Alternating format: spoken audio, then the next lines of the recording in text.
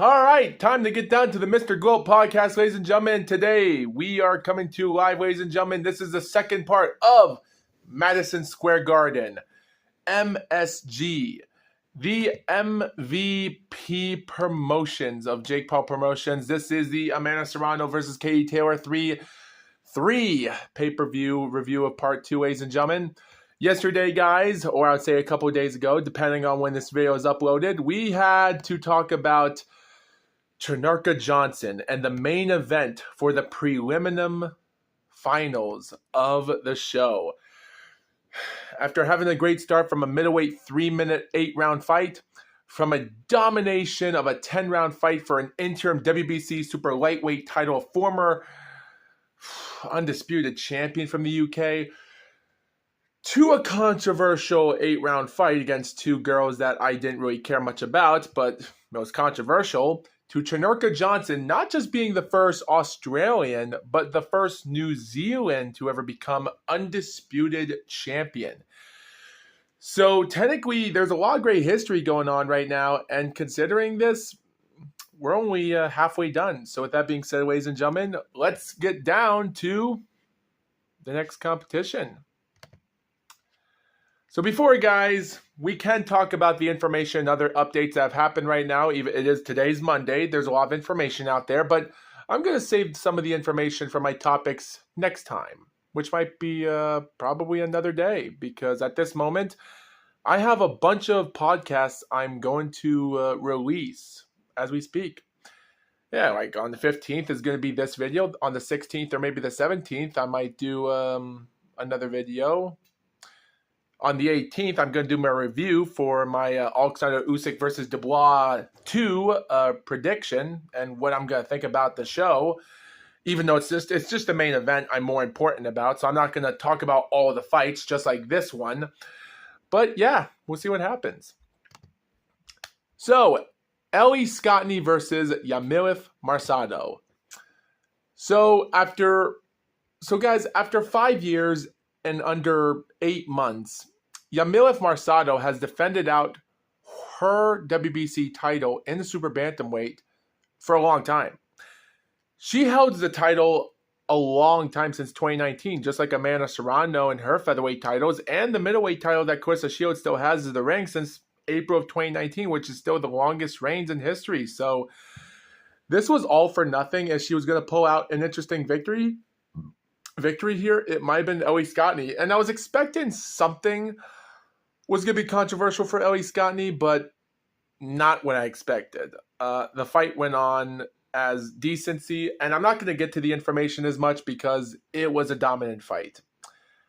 Like, the only information I can still say about the fight, ladies and gentlemen, is, with all due to respect, there's not a lot of information I like to talk about. And just to let you viewers know, I didn't really buy the pay-per-view for Netflix because I thought Netflix was so bad.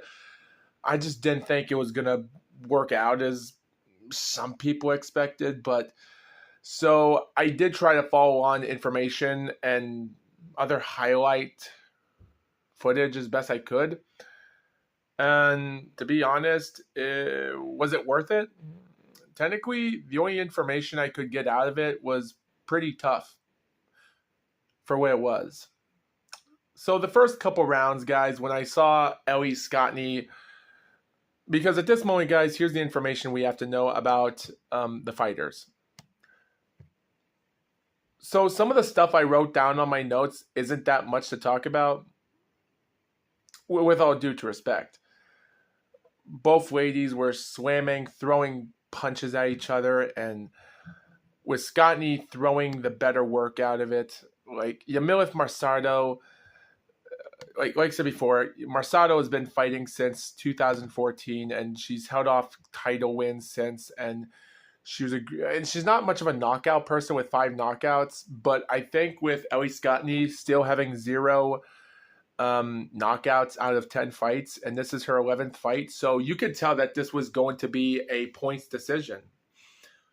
But actually, it was going to be not, to be honest. So both girls were studying each other, and they managed to, well, like I said, there are times that, um, with everything going on right now, because, like I said, I really didn't get a lot of the information as best I could. Like, you have so much of this stuff because Ellie Scottney dominating this fight like it was no tomorrow. Like, I will give her credit. She did put in a lot of great work in this fight. Like, the only thing highlight for Yamileth Marsado was her wearing a black thong and a black bra and taking off her black socks during the time when she was in the making the commission weigh-in behind the scenes at the time. That was the only thing entertaining for that entire thing. She was just wearing a black thong. And then there was a lot of girls wearing thongs and bikinis at the time. And so I don't know if Ellie Scottney was doing that as well. But still. But yeah, with all due to respect, it was a hard fight to look forward to because both girls were at it. It was a pretty tough fight because there were times in the fight, and guys, the only reason I didn't wanted to watch the fight as much when trying to hear about it is that Sparkle Lee, the referee, female referee at the time, was this her best time doing a better performance refereeing of this fight? Well, it's up to you viewers to decide if that's true or not, because, like I said, because Ellie Scottney is wearing like these black trunks with Yamileth Marsado wearing blue trunks or white bra, I think. But when looking at it, both the girls were they were on fire for Scottney. Like, Scottney was dominating every round by the minute. And I don't know how to explain it, but guys, when watching the last 2 rounds of the fight, I could tell that she wanted to end things. Because, guys, I didn't wrote a lot of notes on this fight other than that information. Scottney was going to get a knockout in the last 2 rounds. And during the final minutes of the 10th round, like, it seemed like Yamileth's body just didn't want to handle it anymore. I'm surprised that Sparkle Lee let the fight continue, because if Charlie Fitch was the referee that day, the odds of him stopping the fight would have been possible. So, do you think the fight should have been stopped? Well, maybe, but you look back at it, I wouldn't really say there was nothing you could have done, because it was a tough fight. But the thing is, guys, Ellie Scottney was in a situation that was just easy. She was just an easy target, and this was just an easy win for an easy fighter. At the end of the day, guys, I did brought in a lot of understanding. And by the way, guys, as I'm even trying to look this up, I'm actually trying to look up information on TV right now to find highlight reels and footage. But unfortunately, when looking up Ellie Scottney versus Yamileth Marsado in highlights, I can barely find it. Like I did saw one that was like 2 days ago, but again, it was just a video game thing. So it really, at this moment, I started to question, is Netflix a waste of time? Because I was really upset that there's no information or highlight footages on YouTube showing if there's any video of the fight being active, because I just couldn't find it. So I don't know. I don't know if this is Jake Paul and his stupidity or anyone else, because I don't know why I can't find footage of any of this. But if there's any out there, let us know.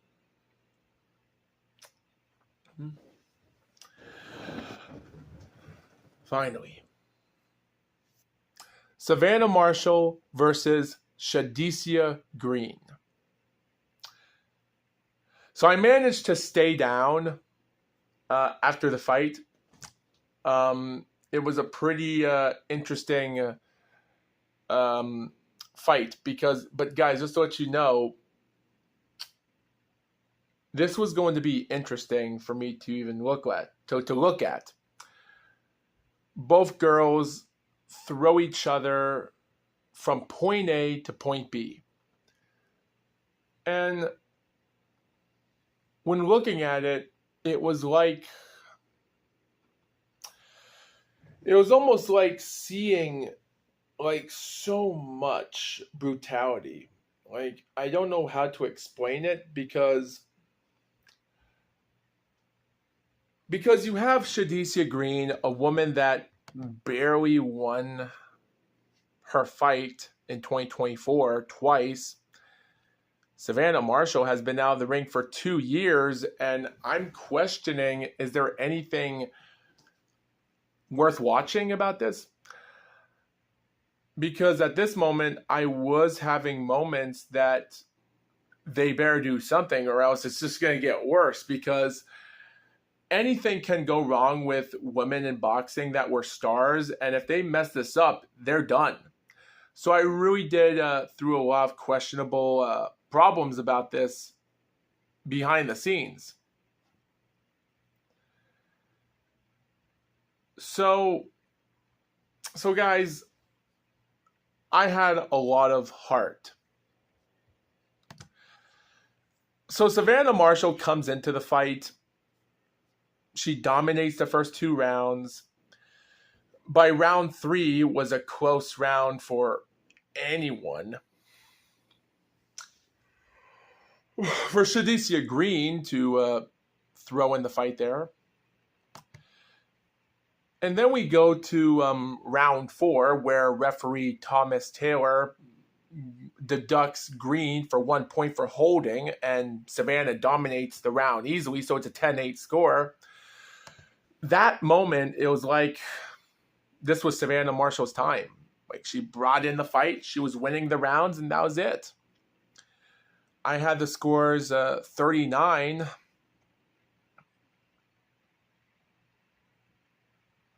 to 36. So at this moment, it was like Shadecia Green was done for. Like, a few rounds, it was 2-1, and then it was 3-0. So at this moment, nothing was going to go great. Well, some moron, I don't know why this happened. We go to the 5th round, and Shadecia Green starts jabbing the fight to round 5, 6, and 7. So after round 5, thinking it was just a luck round for Shadecia, she dominates 2 more rounds. 2 more rounds. Tying it 3-3. We go to round 8. Savannah wins it. Barely. Just barely. Round 9, Savannah. And then Shadecia comes out to finish round 10. I had the score 95-94 for Savannah. But even before the 10th round happened, I said to myself, why would you do this? Why would you do this? Why would Savannah Marshall, that was leading 4 rounds in the fight, give Shadecia Green 3 more rounds of the 5th and 6th and 7th, and then she would finally get some offense in the 8th and 9th, thinking, well, she finally won, only for Green to dominate the 10th and final round? Why would you do this?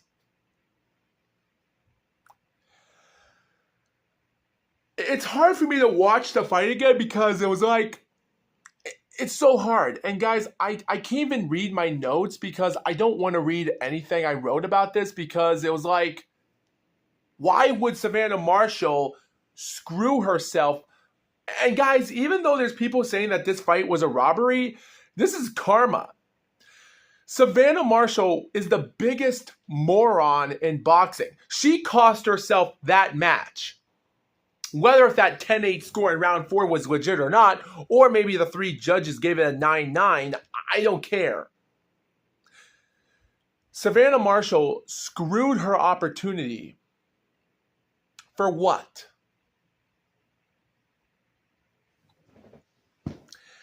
Looking back at this fight, guys, I don't know why Savannah Marshall went that direction. And because at this moment, I was already questioning that the fight was even.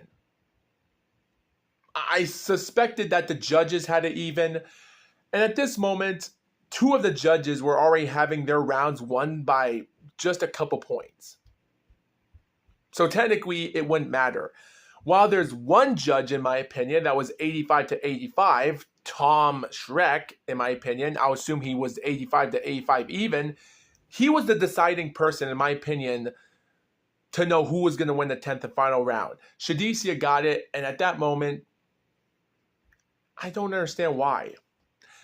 Why would you do this?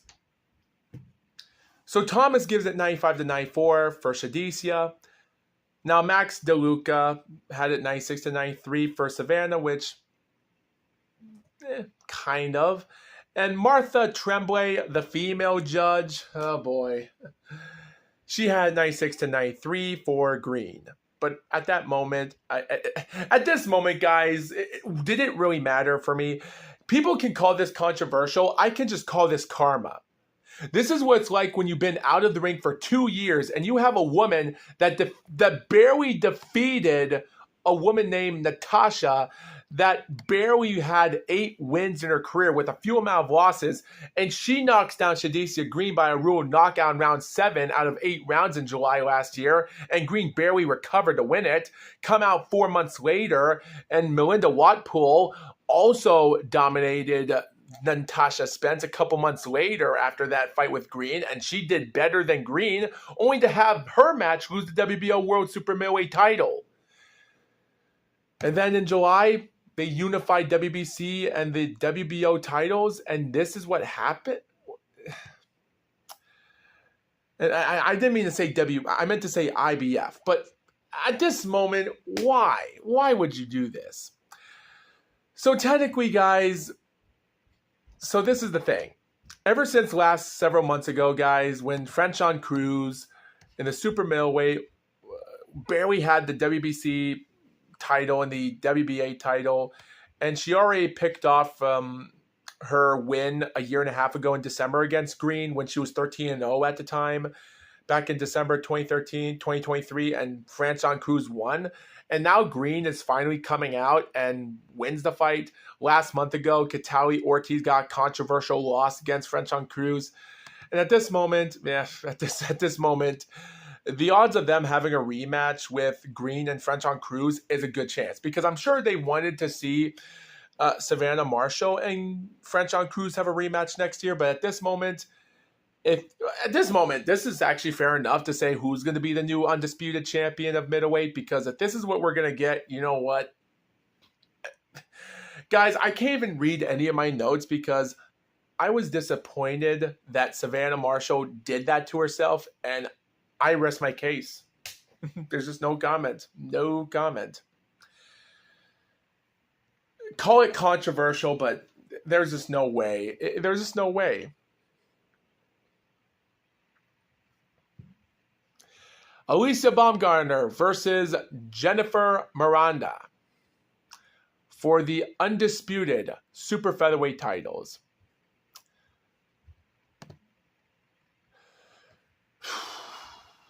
So WBC interim or WBA interim champion, featherweight champion Jennifer Miranda, one of those titles.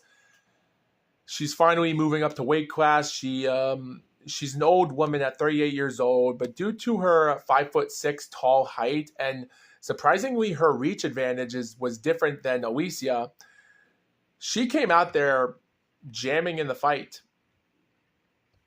Really, she did. So in the first round, I had some concentration in the first round where Alicia had great distance. And here's the thing, guys. So Alicia has great distance. She has a great reach advantage. But Jennifer, she's actually good when it comes to doing good feints and equally matching Alicia, while Jennifer has a long reach as well. Not a lot happened in the first round. It was just even on, and I really didn't see a lot of. Well, I did, but yet again, I didn't get a lot of tension in the first round. When I thought it was possible that Jennifer Miranda had it. And then we come into the second round, and Alicia Baumgartner. So this is what I wrote down. Alicia starts to push Jennifer, and both fighters caught each other. And there's a time where Miranda almost, I think, hit the canvas, maybe, where they had equal match punches at the same time, but the ref calls a slip. In the final seconds, Alicia was getting caught up by Jennifer's punches and I even tried to find a replay or something about the knockout, but I couldn't find much. I wasn't really concentrating much about that. In round 3, the fight was so crazy that they're both fighting hard at this moment. Jennifer comes in, completes round 3 closely. And after 2-1 for Jennifer, round 4, Miranda is throwing amazing punches. And even though Alicia is throwing good punches as well, but after the round ended, there was a moment where they show us some random video footage of the Marshall versus Green fight, which is kind of weird. That I actually managed to find footage of it, but that's not the point. We come out to the 4th round, and surprisingly, Miranda is just outboxing Alicia. Round 5 was a moment. And guys, I do remember in the beginning part of round 5, Alicia lands a great early shot with Miranda landing more shots at the end. And I did have that close enough for Miranda. So after 5 rounds, I had it 4-1. Well, until then, I might have had it 3-2 because maybe Alicia might have won round 1. So who knows? Question. But yet again, probably 3-2, but I could say 3-2.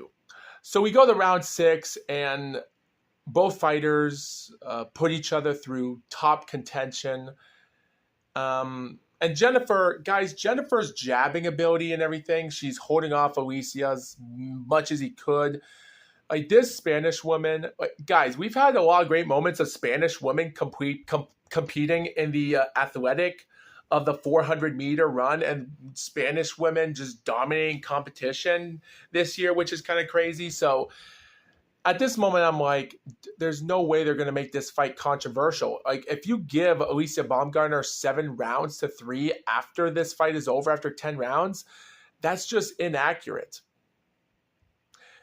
We come to the end of round 6, and Miranda manages to hold herself as much as he can. Now, don't get me wrong. Round 5 was a close round, just like round 6 for Baumgartner. I thought Miranda had that round in, and she had like 4 rounds to 2 at this moment. And then we go to round 7, where both rounds come in and for Alicia, because Alicia at this moment comes out in round 7. She manages to find a good mark, and it seemed like Jennifer was taking it easy for the final rounds, I guess, and she gives Alicia a good round there. And then and by the way, guys, even coming to the end of round 7, they show us backstage footage of Serrano backstage training while the end of round 7 is over. So they do that. And they even do that again when they show backstage footage of Taylor after the end of round 8. And round 8, guys, Alicia is getting tired at this moment. Guys, Alicia Baumgartner just seems like she was getting tired, because it seems like she was barely winning a couple of points or so. Maybe if I was a judge, just saying. But Miranda had something there. She was just in utter domination. She really did. Maybe. Because for Alicia, assuming when I went back and tried to find footage of it, I did thought she had round 1 and 2. She had round 3. Maybe round 5 and 6 had some rounds to it for both, and then in round 9, it was weird because, guys, you know how they even show us footage? Because, guys, every time a fight starts, they show us a timer on the bottom screen, and it shows their announcer with their scorecards. And I'm like, when round 9 started, I was like, why are they giving round 8 to Alicia? Because they show the points were like 78 to 74 or 72 or 77. I don't know what the score was. It was like 78 for Alicia. And I questioned controversy because I don't know why they were giving this win to Alicia. I don't know why. And I don't know why this was the case. Because I'm like, why did the announcer back with them their score, like the Letterman dude, not Harold Letterman, but a guy that looks like Harold Letterman? Why did he give Alicia Baumgartner round 8? Because Jennifer Miranda won that round. And in round 9, even though Alicia is throwing jabs while Jennifer is landing power punches, she had that round 1 and round 9. So at this moment, who knows? We come to round 10, and surprisingly, Alicia managed to dominate the last round.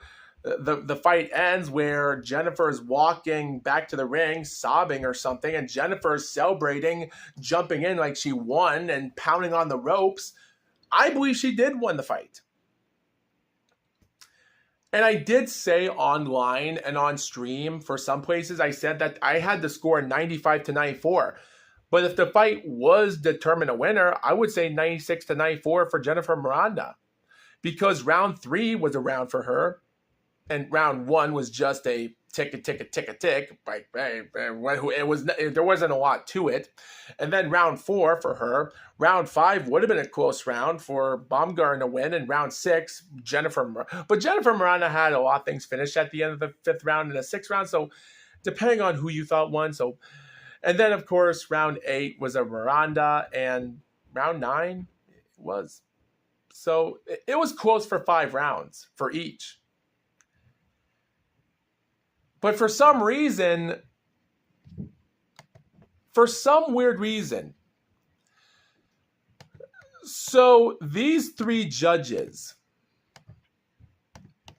one judge that's from Italy, one from the USA, and a female judge named Waleska Rodon, also from the USA, scored this fight dominantly. And the Italian judge, in my opinion, that was supposed to support Jennifer, he just gave it to the American. 10 rounds, 2 scores were 98 to 92, 1 97 to 93. Why would you do this? I'm still upset talking about this right now because I just feel to myself, there's just no way that this is what boxing was. This is horrible.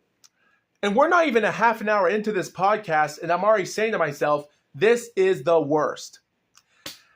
I don't know why they caused Jennifer Miranda to lose this fight. I don't know why they gave it 8 rounds to 2 or 7 to 3 for Alicia. But it just goes to show you that this was it. After Hyunmi Choi lost her spot for a championship hope last year ago for her loss and her career for making South Korean women bullshit, this is the icing on the cake for horrible super featherweights in women's boxing. Let's face it. Michaela Mayer, Jennifer Miranda, Hyunmi Choi, Alicia Baumgartner, Bomi Shin, Aka Ringo, Mea Muto, Delphine Persoon, Lilela Biradoin. Not one bitch in the super featherweight got over. This is the worst weight class division I've ever seen in women's boxing. This was just the worst. And I don't know why Alicia Baumgartner would still hold on to these titles to this day. I just don't know why you would do that. All right. Well, anyway, we're already 30 minutes into this podcast, so probably I have 15 more minutes until 45 minutes. So, oh boy, this is not going to end well.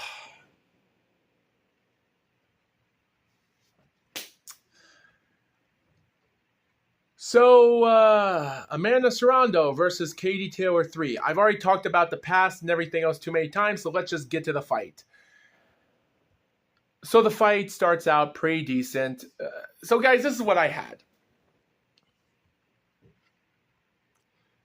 So Amanda Serrano, I had it round 1. I had it round 2 for Serrano. And I gave her barely round 6 and round 8. Those were the only scorecards I had for Serrano. And she threw it all away. She wins the first 2 rounds, comes out, and then Katie Taylor, which also just to let you guys know, yes, Katie Taylor is Irish, born in Bray, Ireland, but it also said in information that she moved to Vernon, Connecticut in the USA at the time, which means that not only she's Irish, but Katie Taylor is actually a New England citizen from the United States of New England. So technically she's another New England champion, even though she's not born in America, but she's a citizen. So, hey, props to New England. Hey, thank God I'm born in the New England states of the United States. Hey, Northeastern. Hey, let's go. So, yeah, Katie Taylor won. To be honest, guys, I think this has to be the obvious decision here. Guys, I've already said the first fight was a draw for me. I had 95-95 even, and they had Katie Taylor winning the fight by split decision. And then cut back 2.5 years later, they put their rematch. I had it 95-94, maybe 96-93 for Amanda Serrano, and they still give it to Taylor. All 3 judges scoring it 95-94 after 10 rounds for unanimous.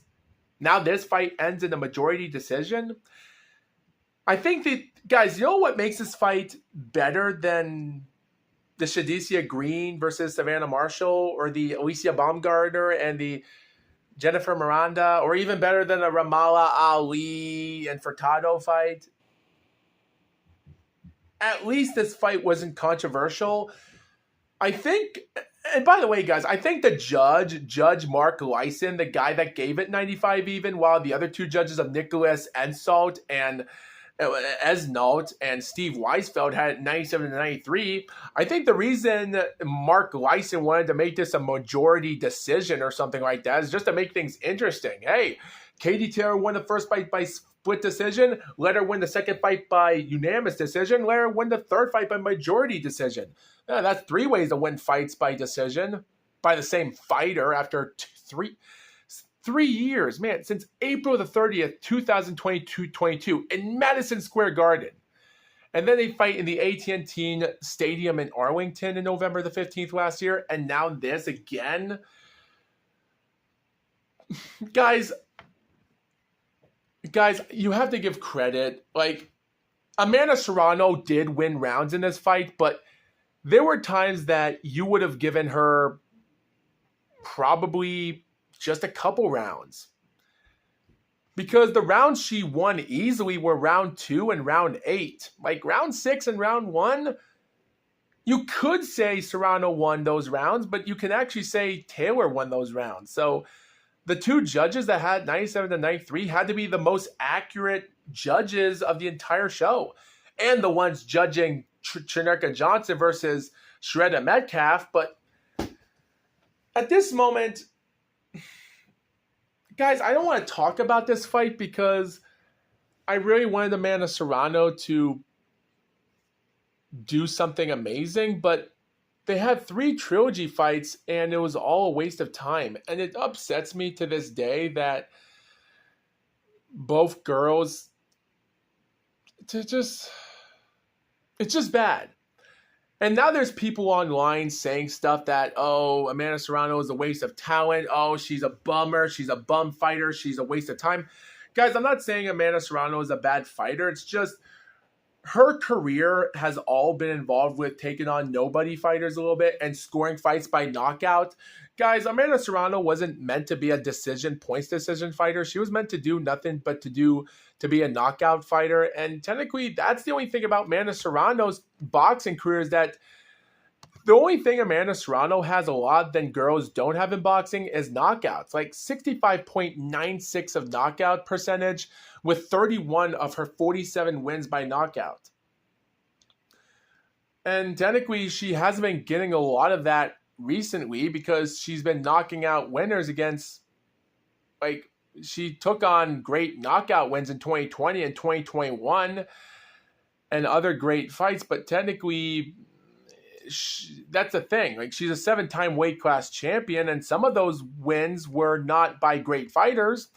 Don't get me wrong, guys. Amanda Serrano was a super lightweight champion at one point for one of the belts about a decade ago, but with Katie Taylor, no.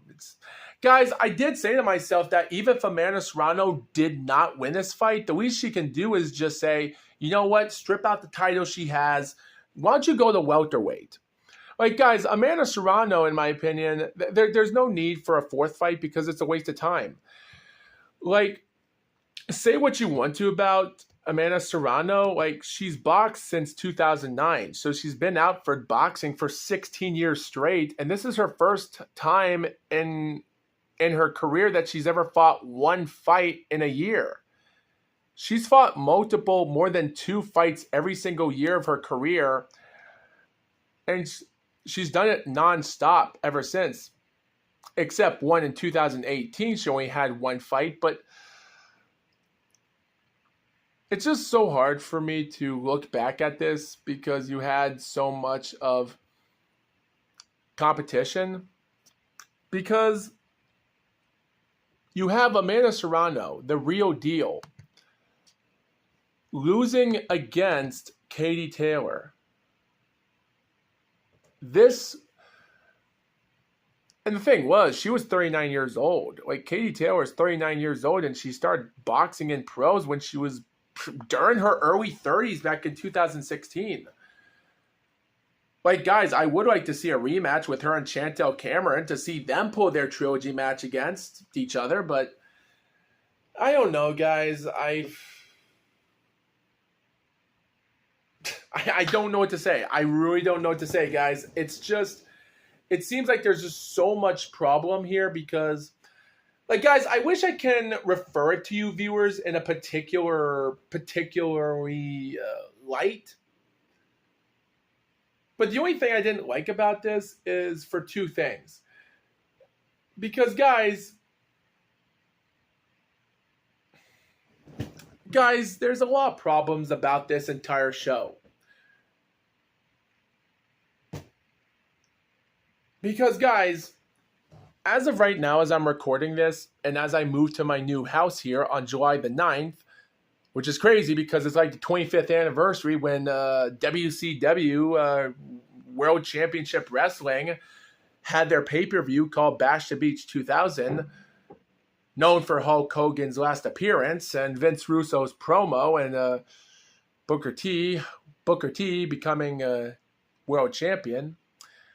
It's crazy that's been 25 years. But you want to know why I'm talking about that?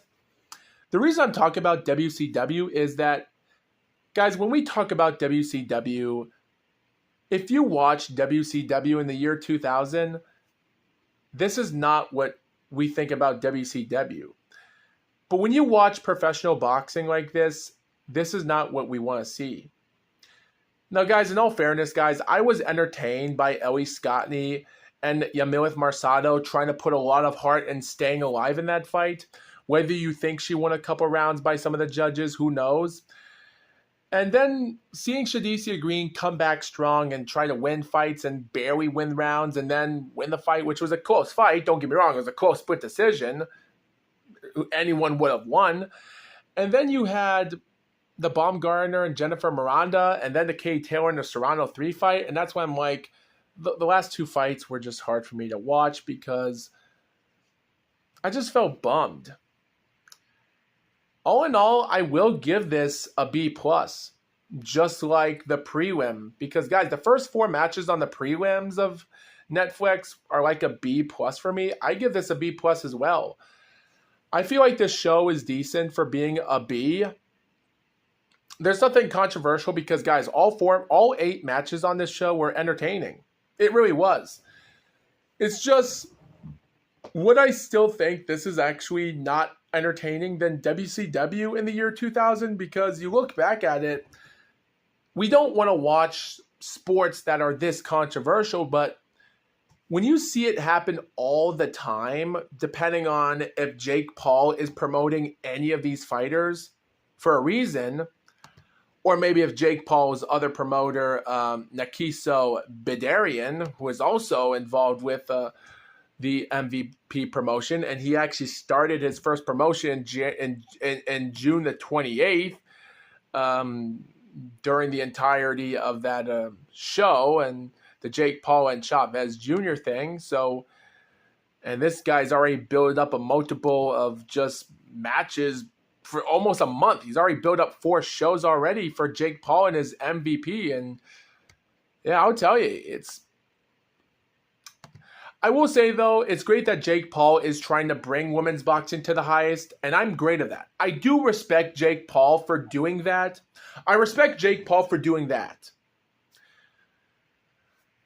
But guys, I think the problem is, my final conclusion about this entire podcast before I end this video here is this.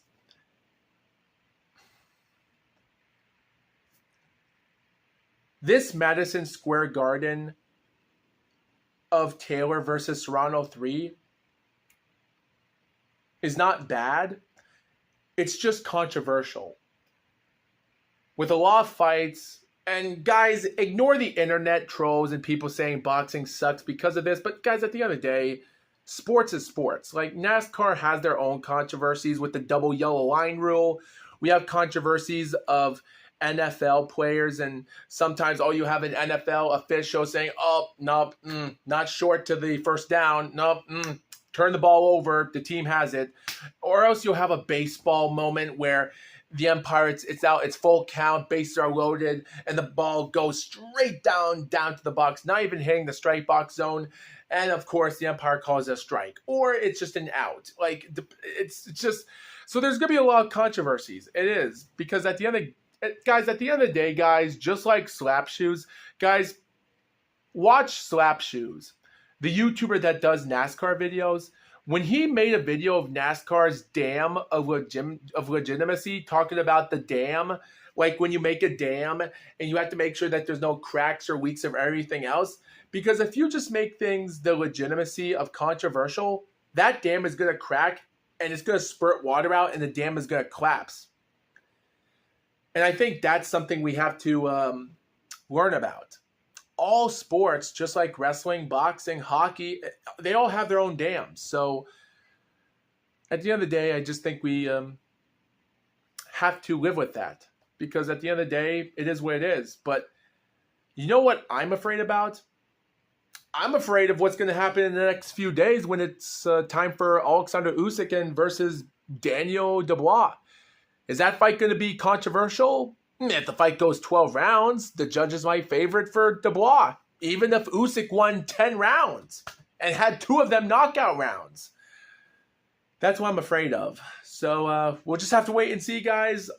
I'm already done. Thank you, viewers, for watching this podcast. And but I will talk about that. I will talk about that, guys. And guys, next time, we're going to talk about the Shakur Stevenson and William Zepeda and a couple other topics to that moment as well. So with that being said, keep your ear on, keep your chin up. See you next time.